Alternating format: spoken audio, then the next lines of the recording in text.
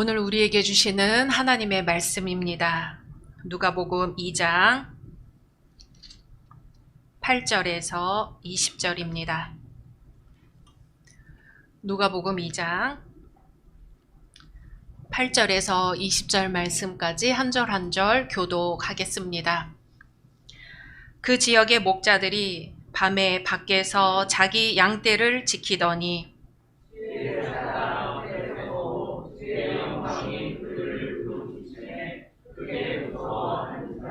천사가 이르되 무서워하지 말라. 보라, 내가 온 백성에게 미칠 큰 기쁨의 좋은 소식을 너희에게 전하노라. 오늘 다윗의 동네에 너희를 위하여 구주하셨으니 곧 그리스도시니라. 너희가 가서 강보에 쌓여 구유에 뉘어 있는 아기를 보리니 이것이 너희에게 표적이니라 하더니 우연히 수많은 천군이 그 천사들과 함께 하나님을 찬송하여 이르되 지극히 높은 곳에서는 하나님께 영광이요 땅에서는 하나님이 기뻐하신 사람들 중에 평화로다 하니라.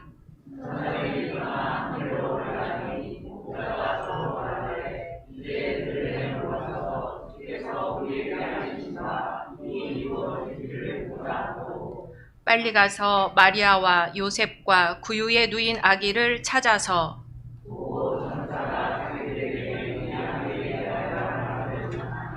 듣는 자가 다 목자들이 그들에게 말한 것들을 놀랍게 여기되 같이 목자들은 자기들에게 이르던 바와 같이 듣고 본 그 모든 것으로 인하여 하나님께 영광을 돌리고 찬송하며 돌아가니라. 아멘. 오늘 성탄절 예배에 함께 드리시는 이 현장의 모든 분들과 온라인상의 모든 분들을 주님의 이름으로 환영하고 축복합니다. 반가운 얼굴들이 많은데요. 우리 앞뒤 옆에 계신 분들하고 메리 크리스마스로 인사 나누겠습니다. 메리 크리스마스. 메리 크리스마스. 네. 우리 이 성탄절에 아기가 있어서 얼마나 기쁜지 모릅니다.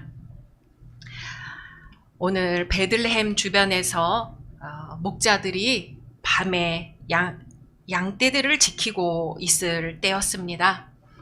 갑자기 천사들이 나타났습니다. 누가복음 2장 9절 말씀 같이 읽겠습니다. 주의 사자가 곁에 서고 주의 영광이 그들을 두루 비춤에 크게 무서워하는지라. 아멘. 사람은 하나님의 영광을 보게 되면 무서워한다고 합니다. 우리가 상식적으로 생각하는 빛보다 훨씬 큰 빛을 보게 되면 누구든 두려워하는 것이 당연하겠지요. 그때 두려워하는 그때 천사가 말합니다. 10절 읽습니다.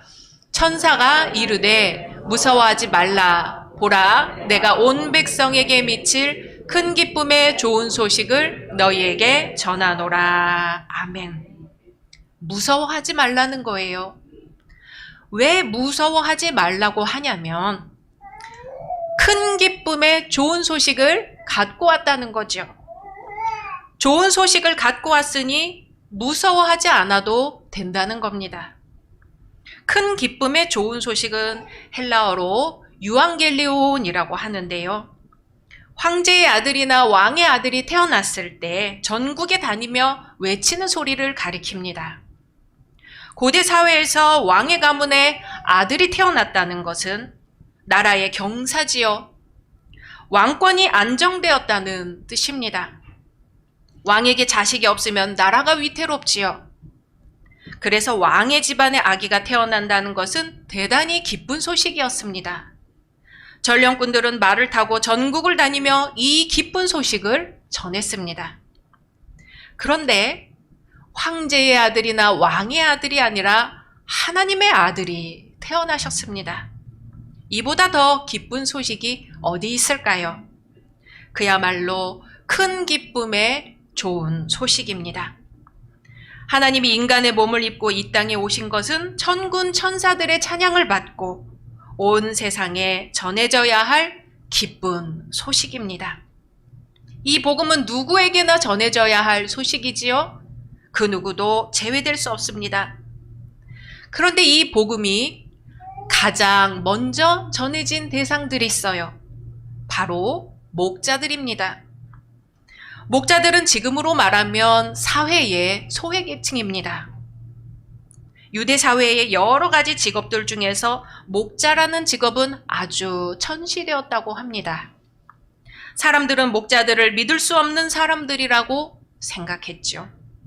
얼마나 인정을 못 받았던지 법정의 증인으로도 설 수 없는 사람들이 바로 목자들이었습니다.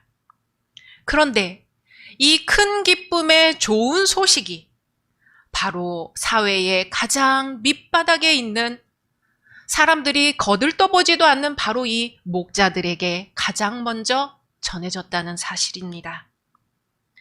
당시 목자들은 다른 사람들이 다 자고 있는 그 시간에 밤새워 양을 치고 있었습니다. 도둑이나 다른 짐승들이 양을 잡아갈까봐 자지 않고 지키고 있었던 것이죠. 그런데 그때 밝고 환한 빛이 하늘 가득 비추는 것이었어요. 아주 놀라운 광경이었습니다. 큰 기쁨의 좋은 소식이 무엇인지 천사들이 전합니다. 11절, 12절 같이 있습니다. 오늘 다윗의 동네에 너희를 위하여 구주가 나셨으니 곧 그리스도 주시니라. 아멘. 이어서 있습니다. 너희가 가서 강보에 쌓여 구유에 뉘어 있는 아기를 보리니 이것이 너희에게 표적이니라 하더니. 아멘. 하나님은 당시 가장 경건한 사람이라고 인정받던 바리새인이나 서기관들 또 대제사장들에게 예수님의 탄생을 알리신 게 아니라 나이가 많은 시므온과 안나 선지자에게 그리고 오늘 말씀의 목자들에게 그 소식을 전해 주셨습니다. 목자들이 놀라는 와중에 천사들의 소리가 들려옵니다. 13절, 14절입니다. 호련히 수많은 천군이 그 천사와 함께 하나님을 찬송하여 이르되 지극히 높은 곳에서는 하나님께 영광이요 땅에서는 하나님이 기뻐하신 사람들 중에 평화로다 하니라. 아멘. 그리고는 천사들이 하늘로 올라갑니다. 예수님이 이 땅에 오신 것은 첫째, 하늘에는 영광이요. 둘째, 땅에는 평화를 가져온다고 합니다. 하나님 앞에 무엇이 영광일까요? 하나님이 이 땅에 내려오셔서 인간의 몸으로 성육신하신 사건이 영광이라는 거지요. 피조물을 위해 아낌없이 자신을 주신 사랑이 영광이라는 거예요. 부모의 영광은 무엇입니까? 자식들이 잘 되면 부모가 영광을 얻습니다. 그와 같이 하나님이 만드신 이 피조물들이 잘 되게 하는 것, 목숨 다해 사랑하는 것, 바로 그것이 하나님께 영광이 된다는 것입니다. 그럼 무엇이 땅의 평화가 된다는 것일까요? 하나님과 사람 사이에, 사람과 사람 사이에, 사람과 피조물 사이에 관계가 평화로워지는 것이 바로 평화입니다. 그게 복음입니다. 평화를 한자로 풀이해보면 밥을 같이 나눠 먹는 관계가 평화라고 하지요. 같이 밥 먹을 때 속 편하게 먹을 수 있는 관계가 평화의 관계입니다. 원수랑 같이 밥 먹었다가는 체하지요. 식탁을 함께 나누는 성도의 교제가 그래서 중요한 겁니다. 목자들은 천사들이 전한 소식이 정말인지 확인해 보기로 했습니다. 그래서 베들레헴으로 가서 마리아와 요셉과 구유에 누인 아기를 찾기로 했습니다. 지키고 있던 양떼를 어떻게 했을까요? 다른 목자들에게 맡겼을지 하나님께 맡겼을지 우리는 모릅니다. 하지만 목자들은 즉각 움직여 그 아기가 있는 곳으로 갔습니다. 16절 같이 읽습니다. 빨리 가서 마리아와 요셉과 구유에 누인 아기를 찾아서. 아멘. 여기서 찾아서라는 단어는 끊임없이 부지런히 찾다는 뜻입니다. 목자들이 아기 예수님을 계속해서 찾아다녔다는 거예요. 그렇게 노력하고 끊임없이 부지런히 찾은 끝에 정말로 강보에 쌓여서 구유에 누인 아기를 찾아냈습니다. 그리고 천사가 자기들에게 이 아기에 대해 말한 것을 전하지요. 18절입니다. 듣는 자가 다 목자들이 그들에게 말한 것들을 놀랍게 여기되. 아멘. 놀랍게 여겼습니다. 예전 성경에 기이히 여겼다라고 하지요. 놀랍게 여겼을 뿐 아니라 어머니 마리아가 어떻게 했는지 보겠습니다. 19절입니다. 마리아는 이 모든 말을 마음에 새기어 생각하니라. 아멘. 마음에 새기어 생각했습니다. 큰 기쁨의 좋은 소식을 듣고 그 소식을 전한 목자들은 이제 돌아갑니다. 20절 같이 했습니다. 목자들은 자기들에게 이르던 바와 같이 듣고 본 그 모든 것으로 인하여 하나님께 영광을 돌리고 찬송하며 돌아가니라. 아멘. 목자들은 천사들에게 들은 소식과 실제로 눈으로 본 것이 똑같음을 알고서 하나님께 영광 돌리며 찬송하며 돌아갑니다. 목자들은 이후 어떻게 살았을까요? 이전의 삶과는 전혀 달라졌겠지요. 왜냐하면 하나님께서 세상의 가장 낮은 자들인 자기에게 천사들을 보내셨고 천군 천사의 찬양을 듣게 하셨고 가장 낮은 곳 구유에 누이신 아기 예수님을 보게 하셨기 때문입니다. 하늘에는 영광이요 땅에는 평화로다 하는 천군 천사의 찬양이 오늘 전 세계 방방곡곡에 전해지기를 소망합니다. 옛날 목자들과 같이 사람들의 관심 밖에 있던 사람들에게 큰 기쁨의 좋은 소식이 가장 먼저 전해졌던 것처럼 오늘날의 우리 사회 가장 어두운 곳에 있는 이들에게 이 기쁨의 좋은 소식이 전해지기를 소망합니다. 그리고 이 땅에 신음하는 피조물들에게도 이 큰 기쁨의 좋은 소식이 전해지기를 소망합니다. 오늘은 벨루가라고 하는 흰 돌고래 이야기를 하려고 합니다. 벨루가 사진을 한번 볼까요? 한 번쯤 보셨지요? 벨루가는 천사 같은 미소와 또 흰색 몸통, 사교적인 성격으로 사람들에게 인기가 많다고 합니다. 그런데 안타깝게도 멸종 위기에 놓여 있다고 합니다.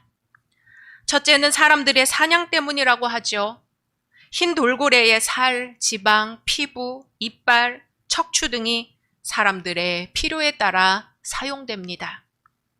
둘째는 바다 오염으로 질병에 걸려 멸종위에 처했다고 합니다. 사람들이 버린 쓰레기로 흰 돌고래의 사체에서 미세 플라스틱, 비닐 등이 발견되고 다 자란 흰 돌고래의 27%에서 암이 발견된 적이 있다고 합니다. 셋째는 아쿠아리움에서 폐사된다고 합니다. 사람들에게 친화적이고 생김새가 예쁘기 때문에 흰 돌고래는 아쿠아리움에서 아주 인기 스타입니다. 하지만 우리나라 아쿠아리움이 너무 비좁은 탓에 50%가 수족관 환경 스트레스로 폐사되고 있다고 합니다. 하나님은 이 세상을 사람만을 위해 창조하지 않으셨습니다. 사람과 모든 피조물들을 위해 만들어주셨지요.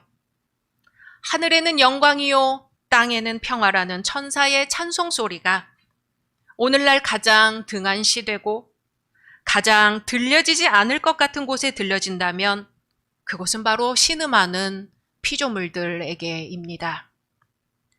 나중에 하나님 앞에 섰을 때에 너는 나를 위해 무엇을 했느냐 물으시면 우리는 피조물들에게 한 것에 대해 죄 없다 소리를 듣지 못할 것입니다. 그리고 전쟁으로 인해 피눈물을 흘릴 전 세계의 사람들에게 주님이 전하시는 평화가 임하기를 간절히 소망합니다. 우리가 할 수 있는 것이 기도뿐이라서 안타깝지만 우리가 할 수 있는 것이 또한 기도여서 하나님 앞에 감사합니다.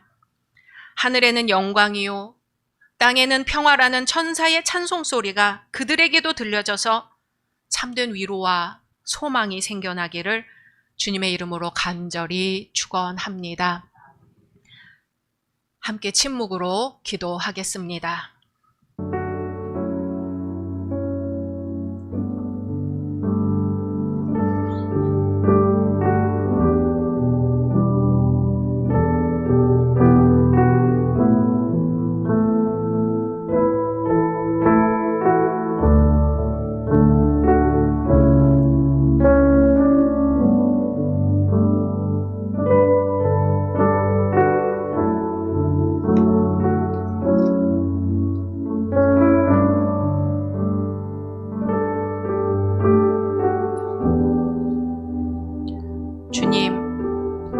주님이 계시지 않은 세상에 참 평화가 있을까요? 주님이 없이는 참 평화가 없음을 겸손히 고백합니다. 주님 지금 이 자리에 오셔서 저희에게 평화를 허락해 주소서. 주님 지금 전쟁의 소리가 들리는 그곳에 가셔서 평화를 허락해 주소서. 주님 지금 피조물들의 신음소리를 들으시사 피조물들에게 평화를 허락해 주소서. 이 일을 위해 저희가 기도하기를 게을리하지 않고 실천하기를 게을리하지 않으며 소망을 잃지 않게 하소서. 예수님의 이름으로 기도드립니다. 아멘.